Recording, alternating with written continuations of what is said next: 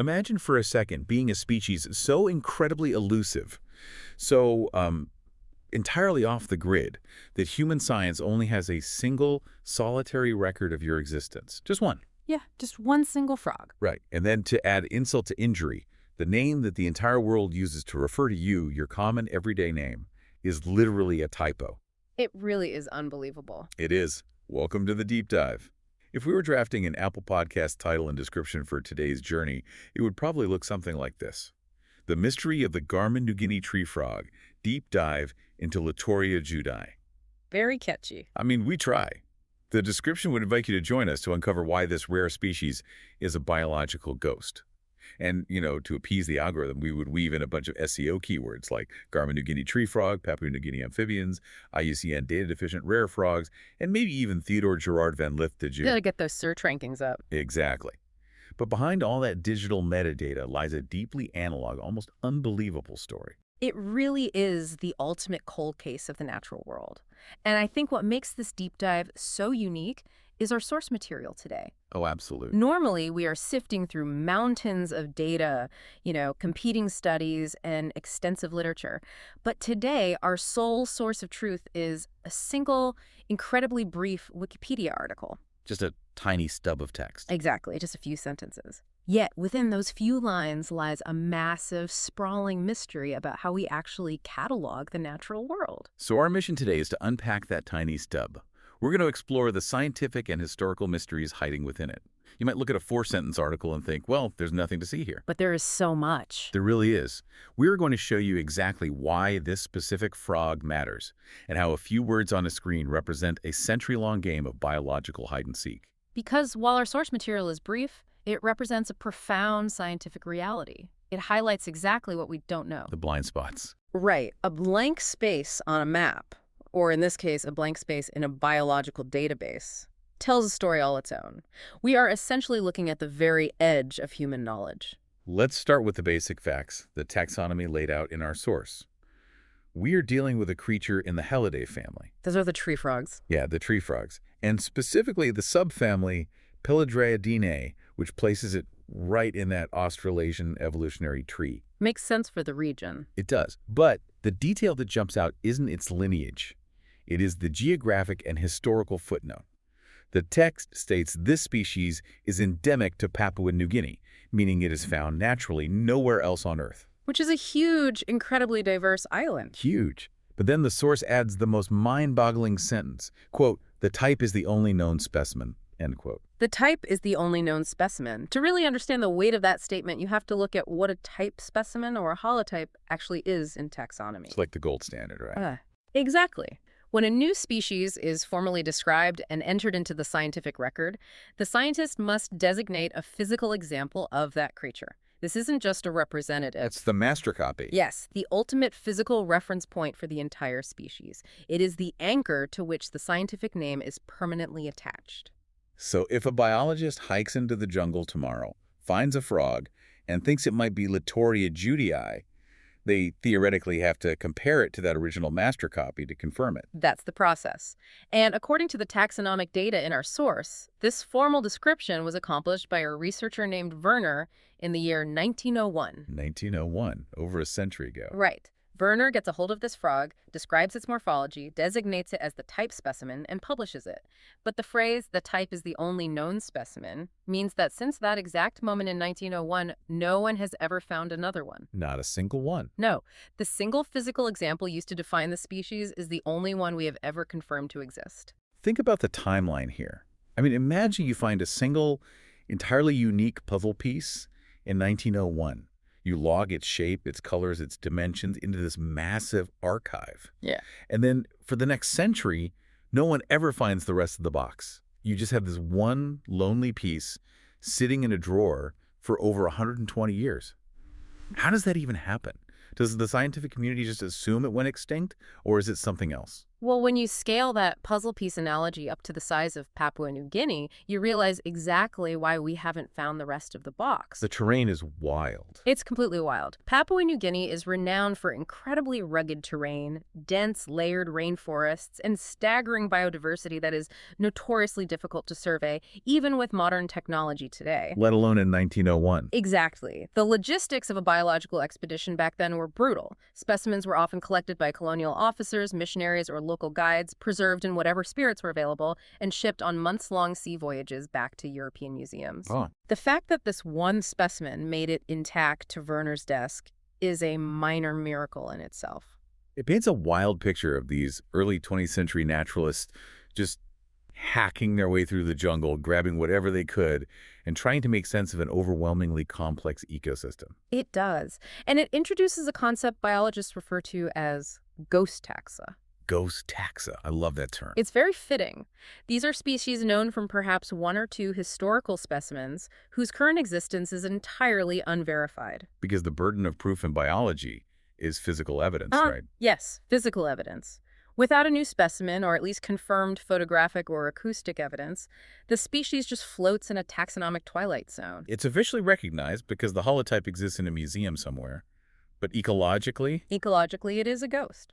It reminds us that our scientific catalog is just a heavily fragmented window into a much wilder reality. It really makes you wonder how much of our cutting-edge global database is essentially just a museum of 19th century paperwork. We think of modern science as this constantly updating real-time feed of genetic data. But right there in the middle of it is a frog from 1901 holding its ground. Exactly. Which actually sets up the name of this frog perfectly. You would think the solitary master copy of a species will be treated with reverence. But instead, we get to the second massive quirk from our source, the name game. The origins of its scientific name are quite dignified, actually. Right, the Latin name. Yeah. The source references a 2013 publication called the Eponym Dictionary of Amphibians, noting that the specific epithet, the Judai part of Litoria judai, was chosen to honor the Dutch zoologist Theodore Gerard van Lith de Jode. So it gives the frog this very historical academic aura. Werner discovers it and tips his hat to a respected European colleague. Very standard practice. But the contradiction here is spectacular. You have this highly distinguished scientific name, and then you have the common name, the one at the very top of the article. The Garmin New Guinea tree frog. Yes, Garvin, with an A. And our source comes right out and says, quote, the vernacular name is almost certainly a meaningless error for German New Guinea tree frog. It is a phenomenal example of historical inertia in taxonomy. Someone, somewhere along the line, meant to write German New Guinea tree frog, which makes perfect historical and geographic sense. Because of the colonial territories back then? Precisely. In 1901, the northeastern part of the island of New Guinea was a German colonial territory. Naming a species after that specific region would be completely standard. But a pen slips. Pen slips, an E looks like an A in messy handwritten notes, or maybe a transcriber makes a simple keystroke error decades later. And just like that, the Garmin New Guinea tree frog is born. It is an actual literal typo. Garm doesn't even mean anything in this context. It's not honoring a guy named Garmin. No, it's not. And the typo isn't just an amusing anecdote. It proves that taxonomy is sometimes less about biological reality and more about the mechanical realities of human record keeping. That's a great way to put it. Once a piece of data, even an erroneous one, enters the formal ecosystem of knowledge, it becomes remarkably difficult to eradicate. It gets copied into a primary database.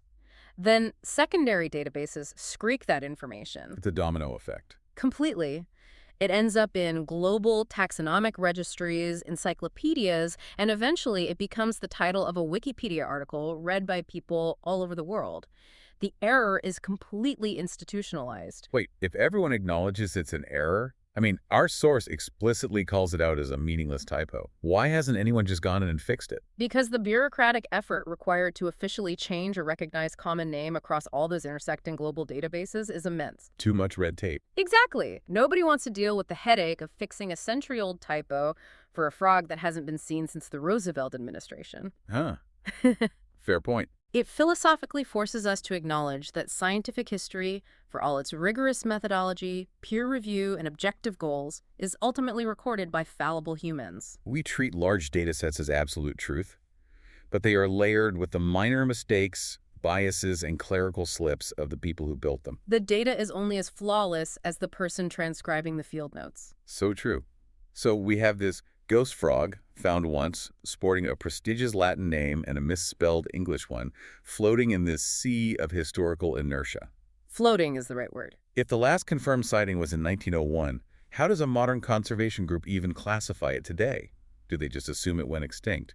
This brings us to the frog's current conservation status in our source. Right, the IUCN status. Yes, it is listed as data deficient under the IUCN 3.1 guidelines. To understand what that means, we should clarify those acronyms. The assessment was done by the Amphibian Specialist Group within the Species Survival Commission of the IUCN. The International Union for Conservation of Nature. Yes. They are the global authority on the conservation status of the natural world, responsible for the famous Red List of Threatened Species. And under their version 3.1 guidelines, they evaluated this frog as recently as 2020. 2020. Found in 1901 and assessed in 2020. That is a 119-year gap. I imagine that assessment meeting was pretty short. Has anyone seen it? Yeah. No. Okay, moving on. It probably wasn't much longer than that. But seriously, how do they evaluate a creature with no modern footprint? It highlights the bureaucratic limbo these species occupy.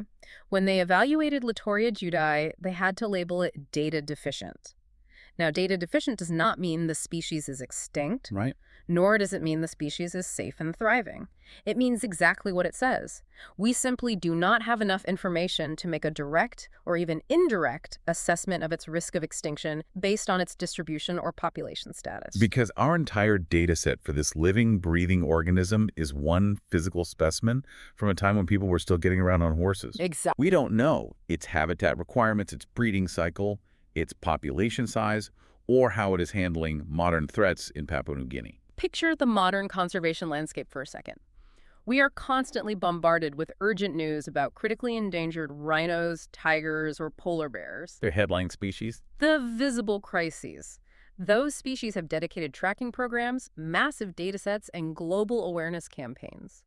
But conservation relies heavily on triage. Making tough choices with limited resources. Exactly. With limited funding, limited personnel, and a rapidly closing window to act, organizations naturally have to prioritize species that are demonstrably on the brink of extinction and where intervention has a measurable chance of success. So, a species with zero modern data simply cannot compete for those conservation resources. No, it can. It doesn't get the funding for a dedicated expedition to go look for it because there's no guarantee it is even there. It is the invisible crisis. A data-deficient species languishes in the dark. It is a glaring neon sign pointing to the limits of our own knowledge. It's chilling when you think about it. It represents the very real possibility that countless species are slipping away, quietly going extinct, before we even really get the chance to understand their ecological role or evolutionary history. Wow. We cannot protect what we don't understand, and we cannot understand what we cannot even find. When you look at the red list, data deficient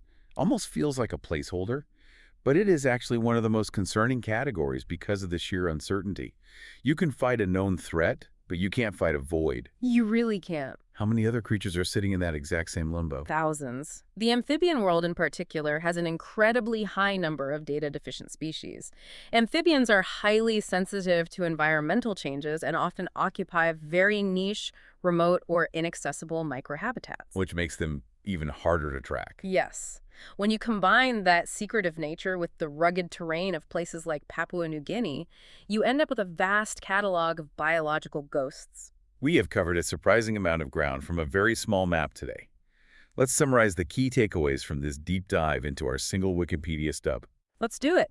We explore the incredible, elusive reality of the Garmin New Guinea tree frog, a creature known to human science from exactly one holotype specimen meticulously cataloged in 1901 by Werner. We unpacked its taxonomy, noting that while it carries the distinguished legacy of the Dutch zoologist Theodore Gerard van Lith de Jode in its scientific name, Latoria judii, it is anchored to a completely fabricated vernacular name. A common name that is nothing more than a century-old typo for German New Guinea tree frog, a clerical error that survived decades of rigorous scientific database migrations. It's wild. It really is. And finally, we looked at how this frog currently floats in the mysterious, unsettling void of being a jaded decision species under the IUCN, a ghost in the conservation machine that highlights the extreme limits of our historical knowledge. If there's one overarching insight to take away from this, it is that knowledge itself is constructed, maintained, and sometimes completely stalled by human limitations. Beautifully said. A few lines of text can reveal the philosophical burden of proof in biology, the sheer historical inertia of our databases, and the vast, undocumented mysteries that still dominate the natural world. Our encyclopedias are not finished products. They are ongoing, highly imperfect drafts. They really are.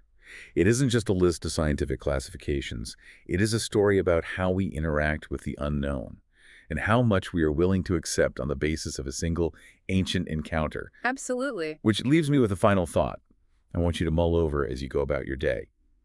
If an entire species of animal can exist in our modern scientific records, carrying the weight of international conservation assessments based entirely on a single encounter from 1901 and a misspelled word, Yeah. what other biological ghosts might be hiding out there in the fluid-filled jars of our natural history museums, just waiting for someone to blow the dust off the glass and finally rediscover them? It is a thrilling and honestly somewhat haunting question. There are almost certainly forgotten specimens in museum archives right now, holding ecological secrets we haven't even thought to ask about yet. Thank you so much for joining us on this deep dive into the strange, solitary world of the Garmin New Guinea tree frog. We hope you walk away looking at the blank spaces on the map with a little more wonder. Until next time, keep questioning the catalog.